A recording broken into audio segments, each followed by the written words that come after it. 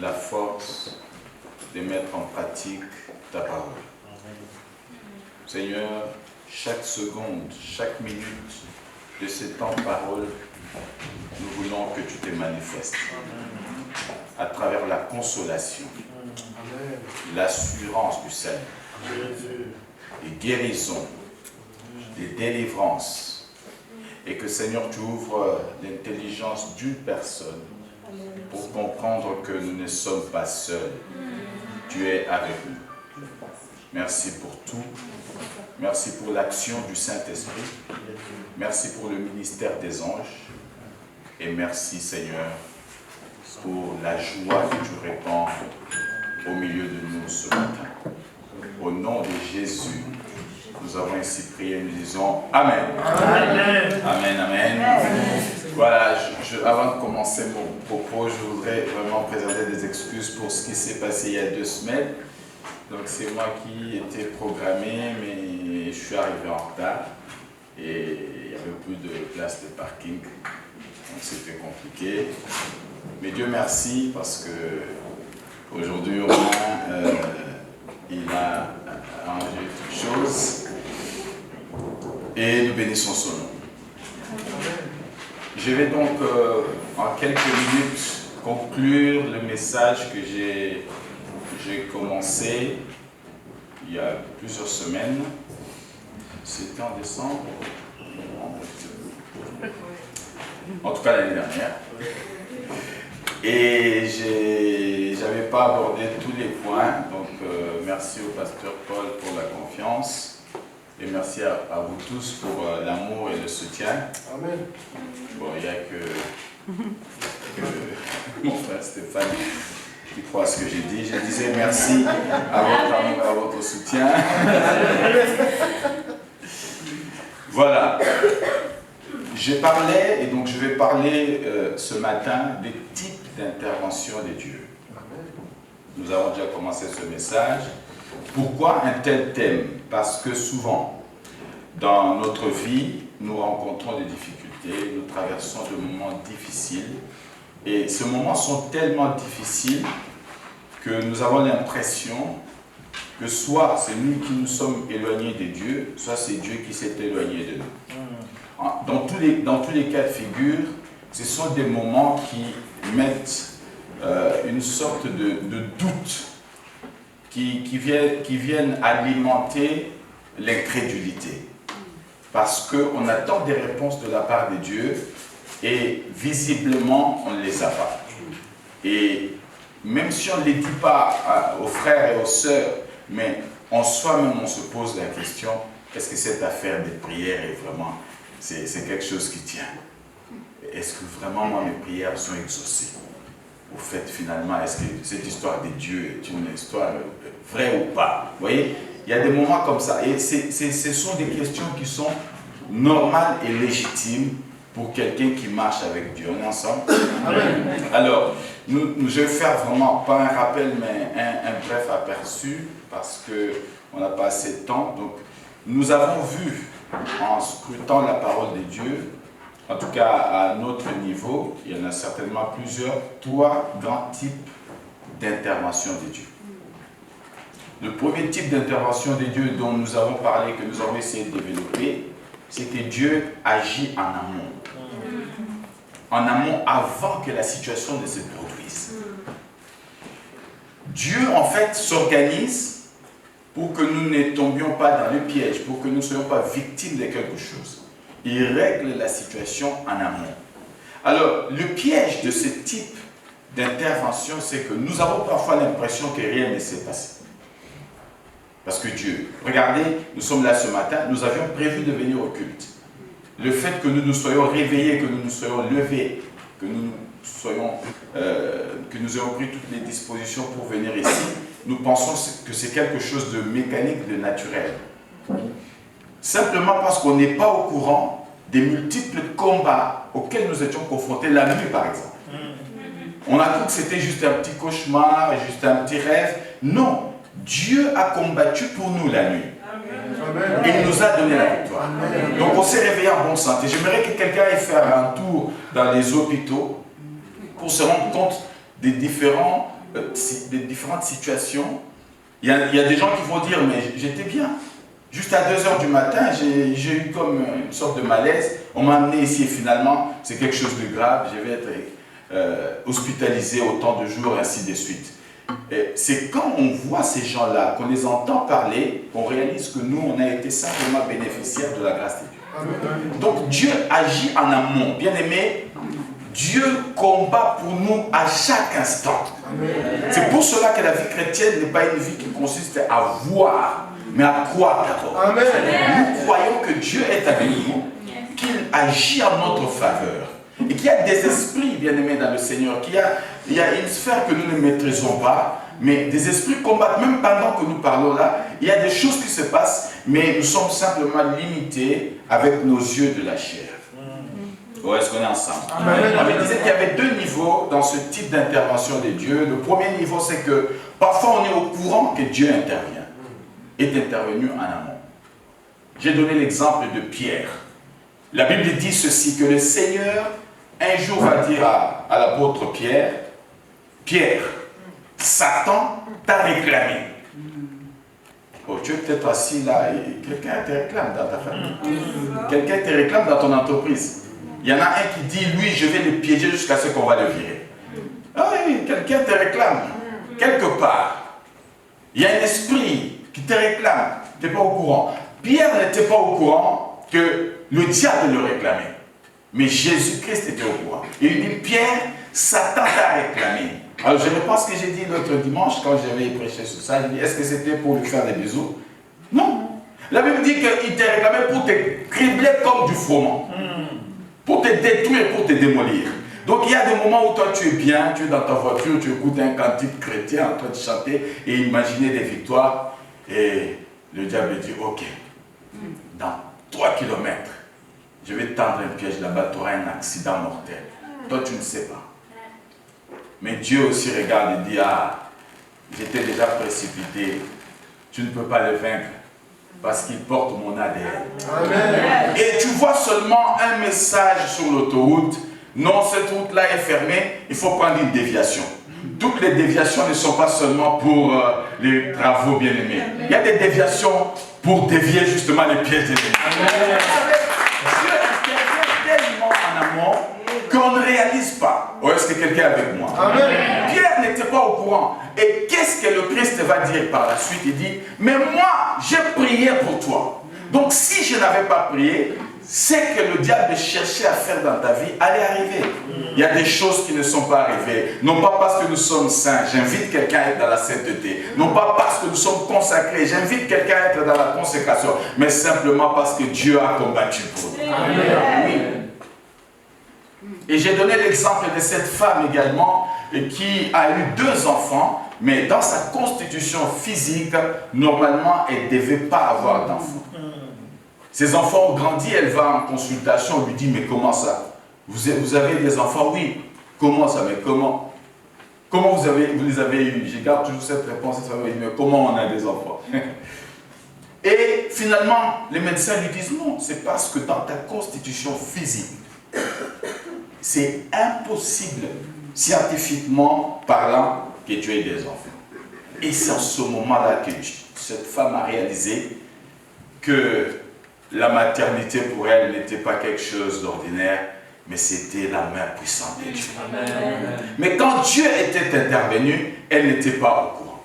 Donc Dieu intervient. On est au courant, comme aussi on n'est pas au courant. Oh, on est ensemble. Amen.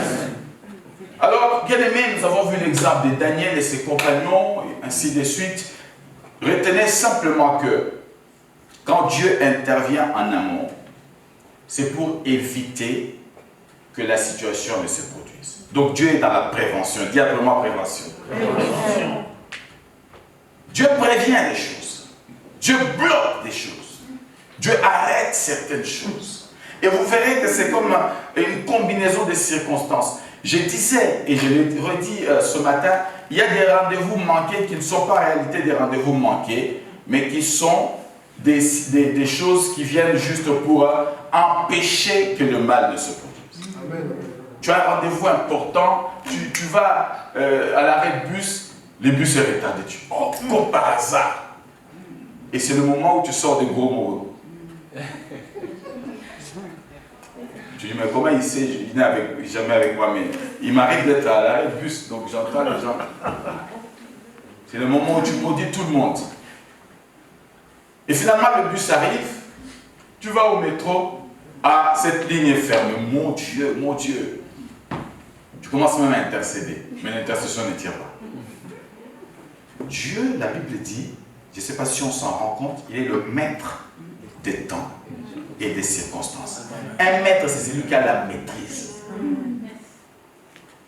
Et donc lui, il va te faire rater et les bus, et les métros, et les RER. Et finalement, la personne t'appelle et dit, ah, désolé, je ne peux plus continuer à attendre les rendez-vous. Mais Dieu savait que sur ce parcours-là, quelque chose allait arriver. Il a empêché cela. Dieu agit en amour.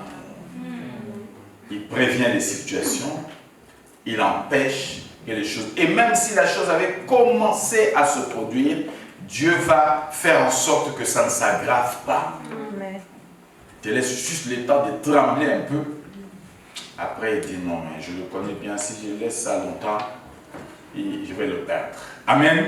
Premier type d'intervention de Dieu, donc, c'est en amont. Dis à ton voisin, Dieu agit en amont. Est-ce que toi-même tu le crois parce que tu parles? C'est toujours facile de parler au voisin. Amen, amen. Donc aujourd'hui, on va passer au deuxième type d'intervention de Dieu. Et j'avais dit que le deuxième type d'intervention de Dieu, c'est que Dieu agit pendant que la situation se produit. Cela signifie que il arrive que Dieu bloque des situations, qu'il empêche que celles-ci arrivent. Mais il y a des moments aussi Dieu laisse faire. Hein, c'est une expression vraiment qui est presque impropre. Parce que Dieu ne laisse pas faire, c'est lui qui a la maîtrise. Mais c'est un peu comme si Dieu avait laissé faire, la situation se produit. Et puisque la situation s'est produite, nous sommes inquiets, nous sommes stressés, nous sommes tourmentés. Mais Dieu agit aussi dans ce type de situation. Nous voulons lire quelque chose dans la parole de Dieu. Matthieu chapitre 8, si quelqu'un a trouvé. Matthieu chapitre 8, du 1er au 3e verset. Matthieu. Il y a un lecteur? Ah. Matthieu 8, verset. Yes. 1er jusqu'au 3e verset. Amen. Je lis la parole de Dieu au nom du Seigneur. Amen. Lorsque Jésus fut descendu de la montagne, une grande foule le suivit, et voici un lépreux s'étant approché, se prosterna devant lui et dit, Seigneur, si tu le veux, tu peux me rendre pur. Jésus étendit la main, le toucha et dit, je le veux, sois pur.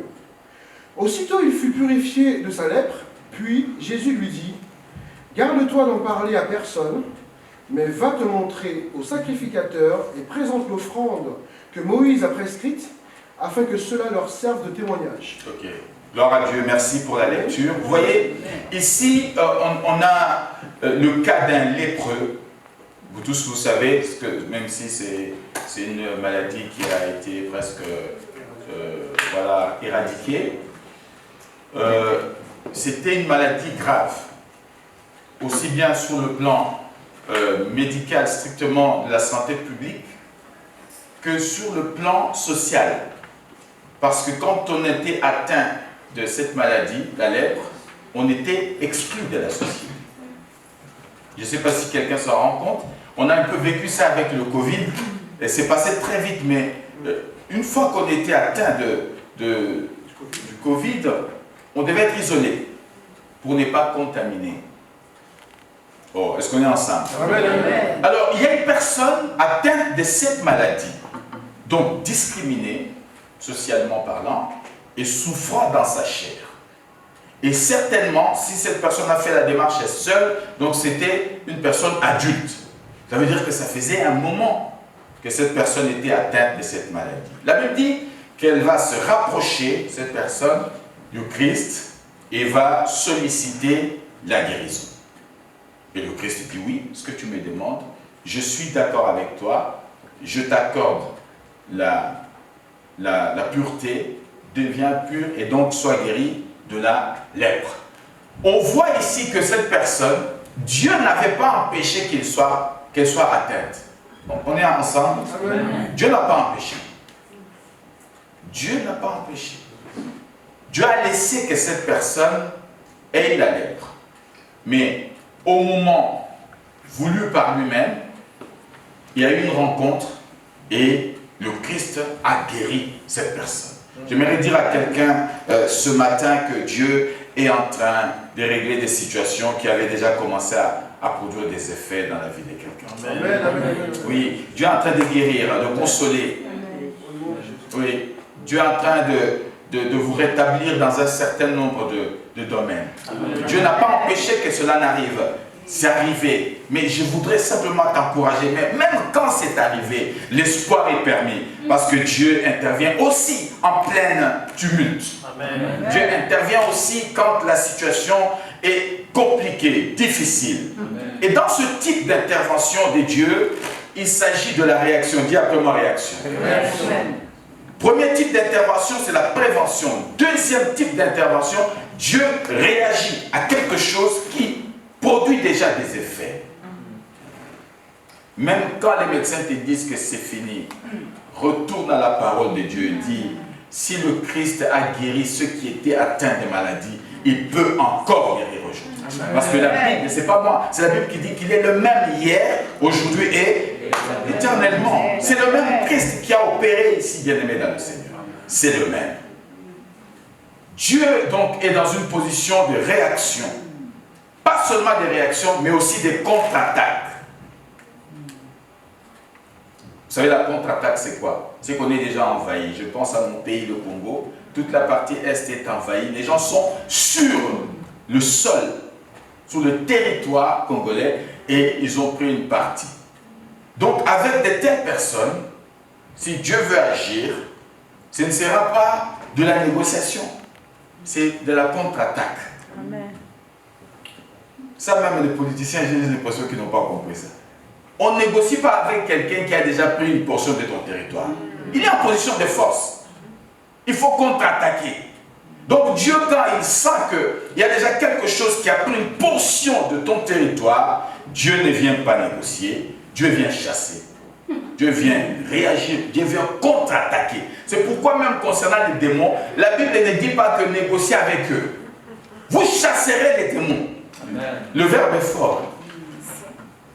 Et vous savez, quand on chasse pas gentiment. Ou est-ce qu'on est ensemble? Amen. Donc c'est la contre-attaque. Ou encore la contre-offensive. Donc il y a des situations comme ça qui ne nécessitent pas qu'on vienne parloter, qu'on fasse des tables rondes. On fera tellement des tables rondes qu'on deviendra rond. Donc, bien aimé dans le Seigneur, et quand on est rond, c'est compliqué. Il faut contre-attaquer. Il faut de la contre-offensive. C'est pour ça que certaines situations dans ta vie, si Dieu te montre clairement que ça vient de ceci ou de cela, tu ne peux plus négocier avec la chose. Je donne souvent à l'église l'exemple d'un éléphant. Un tout petit éléphant. Tu lui construis une pièce selon la taille qu'il a en ce moment-là. Et toi, tu penses que tu es en sécurité. Non. Tout le problème, c'est qu'un éléphant est appelé à grandir et à prendre de la hauteur. Donc, à un moment donné, pour sa survie, qu'est-ce qui va se passer? Puisque lui, il grossit et il prend de la hauteur.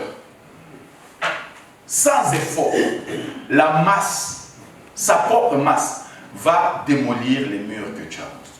Il y a des choses, si tu négocies avec, ça reste là. Tu berces, ça reste là. Tu berces, ça reste là. Et puis, plus cette chose va prendre de l'épaisseur, plus cette chose va démolir ta vie. Il y a des choses, il faut de la contre-attaque. Il faut de la contre-offensive. On est ensemble? Amen. Alors, pourquoi Dieu, pour certaines choses, il laisse faire et puis il vient juste pour réagir, contre-attaquer ou engager une contre-offensive. Quel est le but? C'est pour anéantir les effets de l'attaque ou de la situation qui nous a mis KO. Je prie que Dieu anéantisse les effets de quelque chose. Vous savez, il y a une différence entre soulager et guérir. Il y a des médicaments qui sont là juste pour nous soulager. Parce que médicalement, on n'a pas encore des traitements appropriés. Mais il y a d'autres médicaments, d'autres produits, d'autres traitements qui viennent vraiment pour éradiquer la pathologie ou la maladie. Dieu est un être radical. Dis à ton voisin, Dieu est radical. Dieu ne vient pas nous passer de la pommade sur la situation qui nous met mal. Il vient l'extirper. Voici l'agneau de Dieu qui ne vient pas cacher les péchés comme on faisait dans le temps. Voici l'agneau de Dieu qui extirpe le péché. Extirper, c'est s'assurer que les racines qui sont susceptibles de faire repousser l'arbre ont été déracinées. Oh, est-ce que vous êtes avec moi? Quand Dieu vient dans ce type d'intervention dans ta vie, il vient pour éradiquer la situation. Dis après moi, éradiquer. Disons quelque chose, bien-aimé dans le Seigneur. Dans Matthieu, toujours, chapitre 8, du 5e au 13e verset. Est-ce que ça va pour tout le monde? Amen. Je lis la parole de Dieu, à partir du verset 5. Comme Jésus entrait dans Capernaum, un centenier l'aborda, le priant et disant, « Seigneur, mon serviteur est couché à la maison, atteint de paralysie et souffrant beaucoup. » Jésus lui dit, « J'irai et je le guérirai. » Le centenier répondit, « Seigneur, je ne suis pas digne que tu entres dans mon toit, mais dis seulement un mot, et mon serviteur sera guéri. Car moi qui suis soumis à des supérieurs, j'ai des soldats sous mes ordres, et je dis à l'un va, et il va. À l'autre viens, et il vient. Et à mon serviteur fais cela, et il le fait. Après l'avoir entendu, Jésus fut dans l'étonnement, et il dit à ceux qui le suivaient, je vous le dis en vérité, même en Israël, je n'ai pas trouvé une aussi grande foi. Or, je vous déclare que plusieurs viendront de l'Orient et de l'Occident et seront à table avec Abraham, Isaac et Jacob dans le royaume des cieux, mais les fils du royaume seront jetés dans les ténèbres du dehors, où il y a des pleurs et des grincements de dents. Puis Jésus dit au centenier, va, qu'il te soit fait selon ta foi. Et à l'heure même, le serviteur fut guéri. Amen. Et à l'heure même, le serviteur fut guéri. Ne fut pas soulagé. Merci de prendre place. Voyez-vous? Donc, la situation est là. Et visiblement, il n'y a pas de solution. Et le Christ intervient. Et la Bible dit que la solution est donnée. Donc, il n'y a aucune raison de se dire que ce qui est en train de m'arriver, ce que je suis en train de traverser, ça va forcément me mener à la mort. Non. Si Dieu a laissé faire, dans tous les cas, la Bible dit que tout concourt au bien de ceux qui aiment Dieu. Vous savez, il y a des versets comme ça que nous avons appris au début de notre foi. On pensait que c'était valable seulement quand on était bébé spirituel. Non, la parole de Dieu est valable à tous les âges spirituels. Tout concourt au bien de ceux qui aiment Dieu. C'est dur, hein? Vous êtes dans la souffrance, donc il dit non, cette souffrance-là.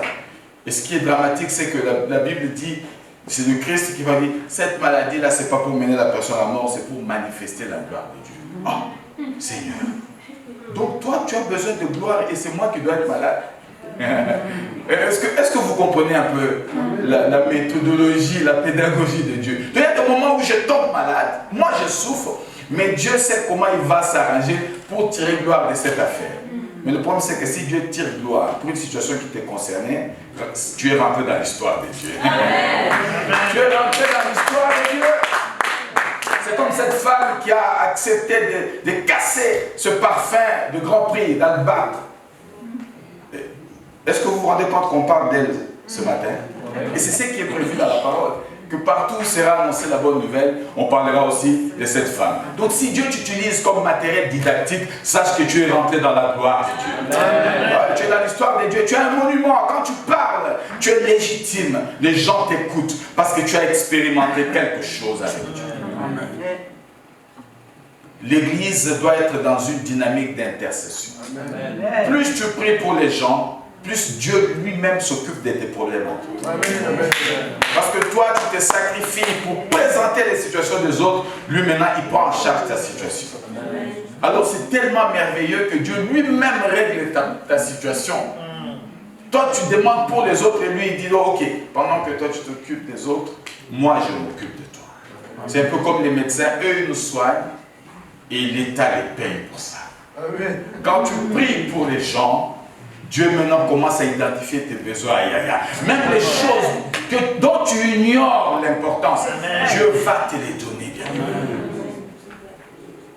Il y a un médecin qui ne prie pas, mais qui m'avait dit, parce qu'il travaillait, il a un autre médecin à quel âge? 84. Il dit, beaucoup de gens me demandent, c'est quoi mon secret? Il dit, j'ai fait du bien aux gens en les soignant. Et Dieu s'occupe de moi parce qu'il sait que tant que je suis en vie, je soignerai encore. Wow. 84 ans. Debout, marchant. Je ne suis pas médecin, mais je crois qu'il est en bonne santé. En plus, quand vous dépassez l'âge de la retraite dans la médecine, on vous fait des tests pour savoir si vous avez encore des aptitudes morales, psychologiques, physiques à continuer à exercer. Si on l'a laissé exercer jusqu'à aujourd'hui, c'est qu'il répond à ces critères-là. Quelle grâce! Nous, on ne sait même pas à quel âge on sera grabataire. Oui. Il dit, j'ai fait du bien aux gens. Et je pense qu'en ce moment-là, Dieu aussi me donne la force pour que je continue à faire du bien. Et moi, j'ai ajouté, je ne lui ai pas dit, en réalité, Dieu a pris cette personne-là comme un instrument. Il dit, comme il est disponible, je me sers de lui pour faire du bien aux gens. Amen. Parce que quelqu'un veut être disponible entre les mains de Dieu pour faire du bien aux gens. Amen. La Bible dit qu'ils ont demandé. Et c'est là que le Christ a fait quelque chose. Bien-aimés, apprenons à demander à Dieu. Oui. Quand tu sens que c'est limite, que tu ne peux plus avancer, dernier recours, le Seigneur. Et lui, il est là, pas seulement pour écouter, mais également pour exaucer. On passe au dernier type d'intervention des dieux. Vous avez certainement, ceux qui étaient là, j'avais déjà annoncé tout ça. Le troisième type d'intervention des dieux, c'est que Dieu, il lui arrive d'intervenir après coup. C'est-à-dire qu'il n'a pas prévenu, il n'a pas anticipé, il n'a rien arrêté. Il a laissé que la chose arrive. Et que cette chose produise aussi des dégâts parfois énormes. Au point que nous disons, bon, c'est bon dans tous les cas, il faut juste contacter les pompes funèbres. Parce que ce qui va arriver là, on le sait tous. Et parfois, quand on est déjà dans cette optique de tout conclure, Dieu vient intervenir. J'aimerais dire à quelqu'un ce matin que ce que tu veux arrêter, n'arrête pas encore. Amen. Ah non, je pensais que je parlais à mes frères. Ce que tu veux arrêter, ne l'arrête pas encore. Amen. Il est fort possible, et c'est ma prière, que Dieu vienne intervenir, même après coup. C'est-à-dire après que tous les éléments indiquent qu'il n'y a rien à tirer de cette situation. Lisons la parole de Dieu, bien-aimés dans le Seigneur. J'aime tellement ce récit, c'est dans Luc chapitre 5, un récit que vous connaissez, je suppose, parfaitement bien. Luc 5, on commence à partir du premier verset. Je lis la parole de Dieu. Luc 5, verset 1. Comme Jésus se trouvait auprès du lac de Génézareth, et que la foule se pressait autour de lui pour entendre la parole de Dieu, il vit au bord du lac 2 barques, d'où les pêcheurs étaient descendus pour laver leurs filets. Il monta dans l'une de ces barques, qui était à Simon.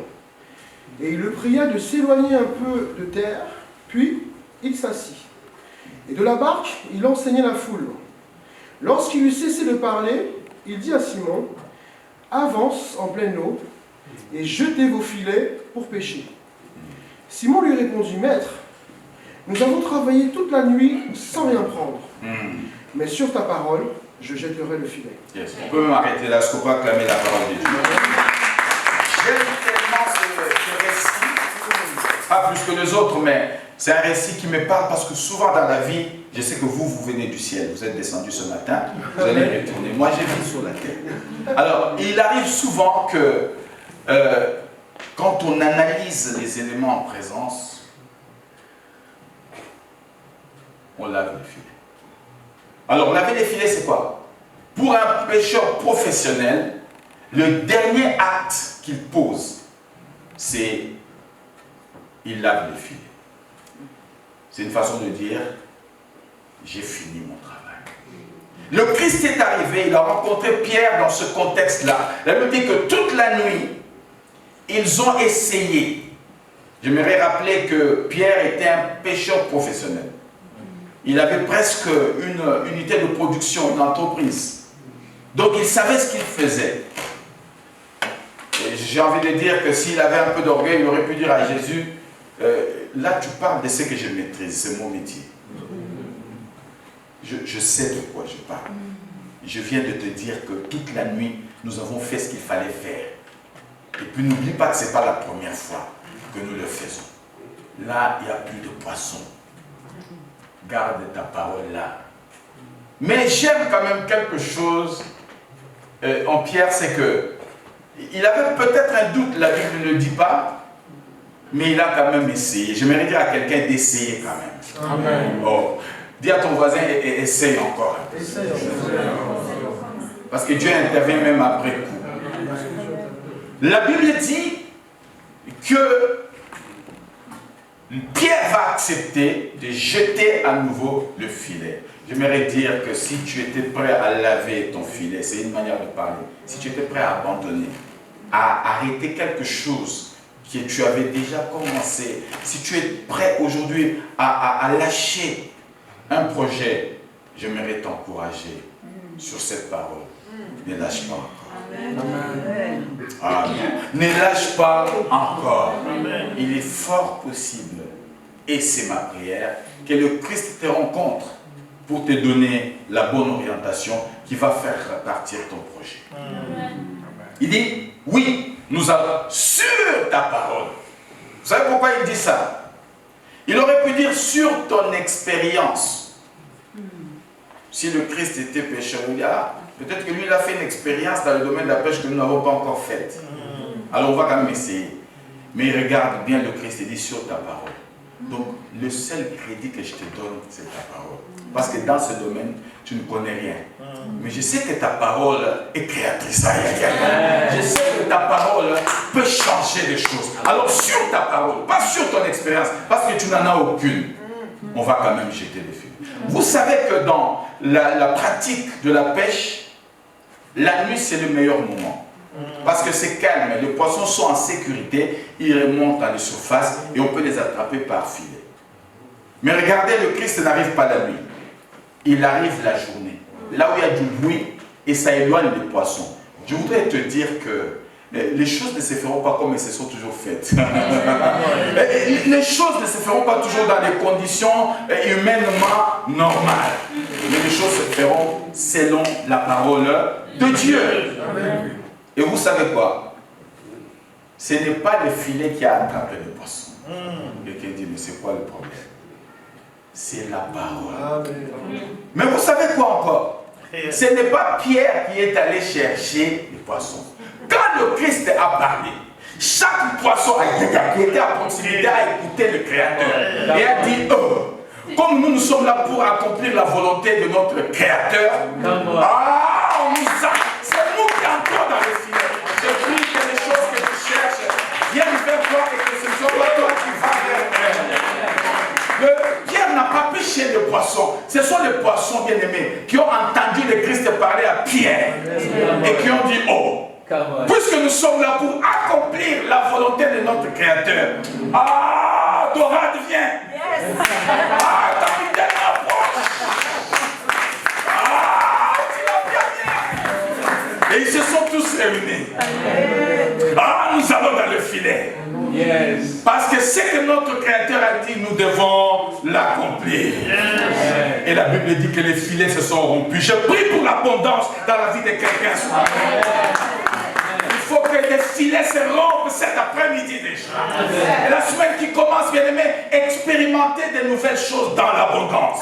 On dit à ton voisin abondance. Abondance dans l'argent, abondance dans la joie, abondance dans le progrès, abondance dans la promotion, abondance dans l'amour. La semaine de l'abondance au nom de Jésus. Les poissons ayant écouté la parole de Dieu sont venus dans les filets. Je prie pour que quelque chose dont tu as besoin, écoute la parole de Dieu de ce midi et vienne vers toi. On reçoit cela au nom de Jésus. Yes.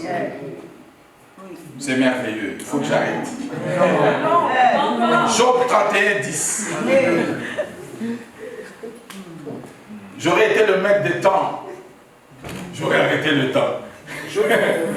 Job 31, 10, et puis on va arrêter là. Amen. Je lis la parole de Dieu, Job 31, 10.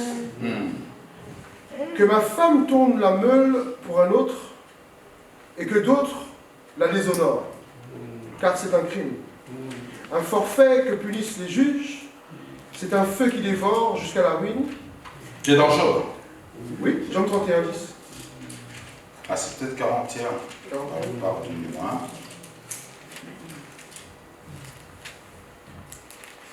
Non, c'est pas 41. Tac.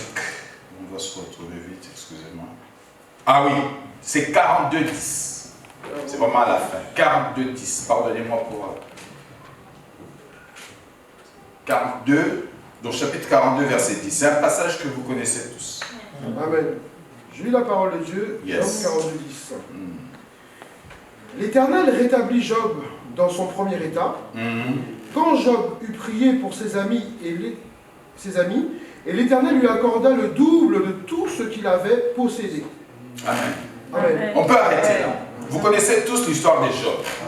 Et j'ai dit souvent à l'église, et je le redis ici, quand j'entends les gens prier, donne-moi l'esprit de Job. Je leur dis, avant même l'esprit, accepte aussi la souffrance de Job.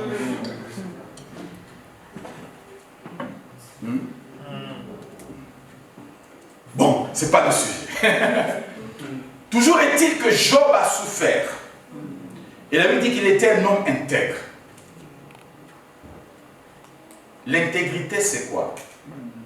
C'est le fait de sécuriser son espace et que rien d'étranger ne rentre. J'ai fait vraiment de façon schématique.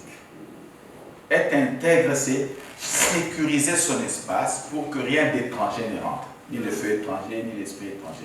Quand un homme est intègre, c'est-à-dire c'est une personne qui a pris toutes les dispositions pour que ce qui est contraire à la volonté de Dieu ne vienne pas influencer sa vie. C'est clair? Voilà. Job était un homme intègre. Et Dieu l'a vanté. Et Dieu a permis. Et Job a souffert. Et c'est quand Job était presque arrivé à dire, bon, maintenant je n'attends plus que ma mort. Vous savez, dans ce type d'épreuve, l'environnement, l'entourage est très important. Vous vous souvenez certainement de ce que les amis de Job lui disaient. Bon, ça peut encore passer. Mais sa pauvre femme, qui connaissait les convictions spirituelles de Job, lui dit, mon gars, tu as beaucoup souffert. Maudis simplement Dieu et meurs. Et moi, en réfléchissant, j'ai dit, mais cette femme, elle était quand même terrible. Pourquoi maudire avant de mourir? Pourquoi elle ne lui a pas dit, bon, tu as beaucoup souffert, demande à ton Dieu simplement de t'envoyer te reposer? Pourquoi elle lui demande de maudire Dieu avant de mourir? Ce n'était pas cette femme qui parlait, c'était l'ennemi qui l'avait utilisé pour que Job aille en enfer. Tu meurs pour avoir maudit Dieu, tu penses vraiment que tu verras Dieu. Bon, je ferme cette parenthèse que j'ai ouverte sans vous prévenir. Job a souffert. Et nous sommes dans ce type d'intervention de Dieu qui consiste en ce que Dieu agit après coup. Donc Job a reçu des coups. Job était désespéré. Mais la Bible dit que Dieu est venu. Et j'aime la version de notre frère Stéphane. Dieu l'a rétabli. C'est comme quelqu'un qui avait perdu sa place, perdu ses droits, perdu ses privilèges. Et Dieu dit, ok, le temps que j'avais arrêté pour cette situation est arrivé. J'étais rétabli. Ce matin, je prie pour que quelqu'un soit rétabli. Il avait tout perdu. Mais je ne prie pas seulement pour que Dieu rétablisse quelqu'un, je prie aussi pour que l'onction du double nous soit donnée. Amen. La Bible dit que Job n'était pas seulement rétabli, mais Dieu lui a donné le double de ce qu'il avait perdu. Tout ce que tu as perdu, peu importe le domaine, reçois-en le double. Ah non, tu n'as pas compris. J'ai dit ceci, c'est la parole de Dieu. Dieu ne vient pas seulement te rétablir, mais pour te donner aussi le double d'une partie de ce que tu avais perdu. Non. La Bible dit de tout ce qu'il avait perdu. Dans tous les domaines. Recevez la double portion cette année. Oh, même si sur le plan spirituel, tu avais des dons qui se manifestaient. Et puis à un moment donné, tu as l'impression que ça commence à se refroidir. Ce midi, nous prions. Nous demandons à Dieu de te donner la double portion de ce que tu avais. Tu prophétisais 1 minute, prophétise maintenant 2 minutes. Tu parlais en langue 10 minutes, parle en langue maintenant 20 minutes. Yes, yes, yes. Tout ce que tu avais perdu, que Dieu t'en donne le double. Amen. Je finis avec Lazare, que vous connaissez. La Bible dit ceci, que Lazare était malade. Ça veut dire que Dieu, j'aimerais que vous fassiez toujours les liens entre les trois types d'intervention. Prenons Lazare. Il est tombé malade. C'est que Dieu n'a pas arrêté cette maladie. Donc Dieu n'a pas agi dans l'anticipation. N'a pas empêché. Deuxième type d'intervention de Dieu, la Bible dit que non, Dieu intervient en pleine situation. Donc Lazare est malade, on appelle Jésus, la Bible dit que Jésus, je donne un exemple pour nous ici, cette situation se passe à Évry. Jésus est avec nous ici à Monge. On lui dit, ton ami est malade là-bas à Évry dans le 91. Et il prend quelques disciples, au lieu d'aller à Évry, il va à Creil. Oui, c'était ça. La Bible dit qu'il prend la direction contraire au lieu où habitait Lazare. Est-ce que toi, tu ne vas pas t'énerver? Oh non, vous venez du ciel, j'avais oublié. Moi, en tout cas, surtout si je me souviens que ce sont mes soeurs qui préparent pour lui, il y a quelque chose qui ne va pas. Ce gars est un profiteur. Il vient manger tout ça, et quand on a un problème, il ne vient pas. Toi, tu n'as jamais dit ça. Ah, au ciel, on ne dit pas ça, heureusement. La Bible dit que, donc, premier type d'intervention de Dieu, non. Deuxième type, non. Lazare va mourir. C'est pourquoi j'ai dit, Dieu peut intervenir aussi après coup. C'est-à-dire que tout s'est arrêté. Hein? Quand Dieu vient, il est capable de ramener à la vie ce qui était déjà mort. Donc à chaque type de situation, dites-vous toujours, ah, si Dieu n'a pas arrêté ça, il peut intervenir pendant que la chose se fait. Amen. Et la chose se fait, et puis tu sens que ça va vers... Ah, tu dis, bon, même là-bas, il est capable de tout d'intervenir. En fait, ce matin, je suis juste venu te dire, ne perds pas la foi. Amen. Peu importe le niveau que ta situation peut atteindre, toi ne perds pas la foi. Si Dieu ne l'a pas empêché, il peut intervenir en pleine situation. Si ça n'a pas réussi là, bien aimé, même après la mort, Dieu est capable de ramener à la vie ce qui est déjà. C'est la parole de Dieu. Amen. Lazare va mourir. Et nous voyons dans la parole de Dieu que le Christ est intervenu en son temps et Lazare est revenu à la vie. Parce que normalement, la traduction n'est pas heureuse.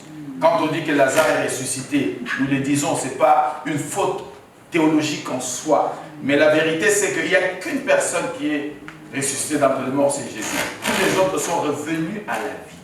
Parce que quand on ressuscite, on n'est plus candidat à la mort. Mais quand on revient à la vie, on peut mourir après. Je vais m'expliquer. Lazare est revenu à la vie. Parce que Christ est intervenu. Donc Dieu est en train de ramener à la vie toutes les choses qui étaient mortes. Amen. Et bien aimé dans le Seigneur, je conclus en disant ceci par rapport à ce troisième type d'intervention. Quand Dieu intervient après coup comme ça, c'est qu'il vient réhabiliter. Il vient rétablir. Il vient restaurer. Il vient faire renaître. Il vient donner quelque chose de nouveau. Et c'est ça ma prière ce midi pour chacun d'entre vous. Vous avez reçu des coups de la part de l'ennemi, de la part des hommes et des femmes. Vous êtes KO. Le Christ est venu. Non seulement il va vous relever, mais il va vous rétablir dans les droits. Il va vous réhabiliter. Il va vous restaurer. Et tout ça, vous allez recevoir sous le régime de la double portion. Amen. Sous le régime de la double portion. Dieu est merveilleux. Amen. Ici, dans ce type de cas, ce type d'intervention de Dieu, Dieu ne vient pas comme un avocat, mais Dieu vient comme le Rédempteur. Parce qu'un avocat, il attend qu'il y ait une situation, qu'il défende ta cause. C'est pourquoi on parle d'ailleurs de conseil. Il est là pour porter ton affaire. Et s'il sait que tu es en tort, tout ce qu'il va faire, c'est ce qu'on appelle en droit obtenir du tribunal des circonstances atténuantes. C'est-à-dire que si on devait te condamner à 20 ans, il va évoquer des articles de loi pour que ce soit 10 ans. Il dit bon, il est condamné, mais au lieu de 20, ça va être 10. Et s'il sait que tu as raison, il va plaider non coupable en évoquant les articles de loi. Ça, c'est le travail d'un avocat. L'affaire est là. Mais le Rédempteur vient quand tout est déjà consommé. Voilà pourquoi la Bible dit mon Rédempteur s'élèvera même. C'est-à-dire que quand vous aurez tout fait, que vous aurez même battu l'avocat le plus célèbre, n'oubliez pas que vous, les enfants de Dieu, nous, les fils et filles du royaume, nous avons aussi un Rédempteur. Amen. Lui, il vient quand les gens du monde ont dit que tout est bouclé, tout est clôturé. Il vient, il s'élève. Et quand il vient, en réalité, après les Rédempteurs, personne d'autre n'intervient. C'est le dernier à intervenir. Amen. Et je prie que votre Rédempteur s'élève. Là où vous avez reçu des coups, qu'il s'élève en dernier. Amen. Et ce que lui va faire, plus personne ne pourra le changer. Parce qu'un Rédempteur est toujours celui qui intervient en dernier lieu. Que Dieu vous bénisse abondamment.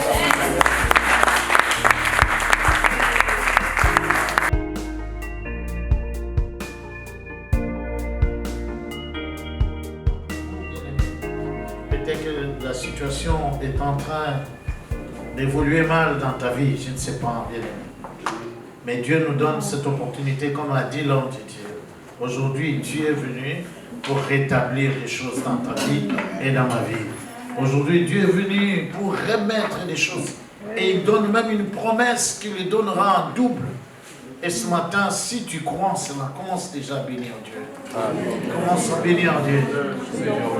Il a dit qu'on le fait ça comme une demande. Fais-le comme demande à Dieu. Je ne sais pas si c'est au travail. Je ne sais pas si c'est dans une situation dans ta famille. Maintenant, parle, bien-aimé. Il s'agit de toi. Dieu veut que toi, tu ouvres la bouche pour parler maintenant. Dis-le à Dieu, Que Dieu, j'ai besoin de toi, Seigneur. J'ai besoin de toi dans ma vie, Seigneur. Il y a des situations qui sont compliquées dans ma vie. Il y a des choses que j'ai commencé à ne plus croire. Maintenant, Dieu, mais Seigneur, sur ta parole que je viens d'entendre, je vais continuer à croire. Comme l'a dit Pierre, Pierre disait que ce n'était pas moi, mais sur ta parole. Ce matin, c'est ce que nous voulons faire. Sur ta parole, que mes oreilles viennent entendre. Oh, ce n'est pas par mes moyens, ce n'est pas par mes compétences, mais sur la parole de Dieu, je vais faire confiance, je vais espérer, je vais croire encore que cela est possible.